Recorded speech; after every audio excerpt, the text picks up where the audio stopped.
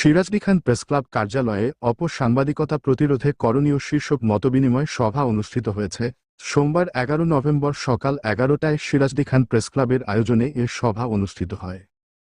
প্রেসক্লাবের সভাপতি দৈনিক আমার দেশে সিরাজদি খান প্রতিনিধি সৈয়দ মাহমুদ হাসান মুকুটের সভাপতিত্বে ও সহ-সভাপতি দৈনিক ভোরের ডাকের সিরাজদি খান প্রতিনিধি জাবেদুর রহমান জোবায়েরের সঞ্চালনায় সভায় অংশ নেন গবেষক ও সিরাজদি খান প্রেসক্লাবের উপদেষ্টা ড সাইদুল ইসলাম খান অপু, কুসুমপুর উচ্চ বিদ্যালয়ের প্রধান শিক্ষক মাহবুবুর রহমান,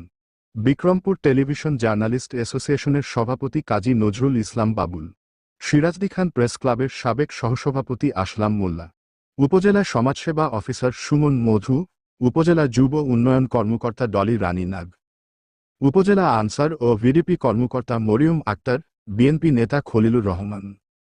আনিস, কবির, মারুফ, ইসলামী আন্দোলন সিরাজদি খানের সভাপতি মাওলানা ওবায়দুল হক, জয়েন্ট সেক্রেটারি মোহাম্মদ বুলবুল হক, মুজাহিদ কমিটি সিরাজদি খানের সভাপতি হাফেজ মাওলানা আব্দুল ওয়ালি,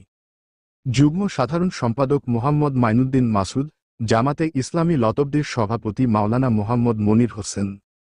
অর্থ সম্পাদক গোলাম মোস্তফা, সাংগঠনিক সম্পাদক দৈনিক খোলা কাগজ পত্রিকার সিরাজদি খান প্রতিনিধি আজাদ নাদভি,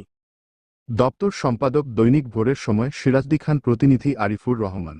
দৈনিক দিনকাল সিরাজদি খান প্রতিনিধি মোহাম্মদ আতাউর হোসেন রতন, দৈনিক ভোরের চেতনা সিরাজদি খান প্রতিনিধি আরিফুল ইসলাম খান,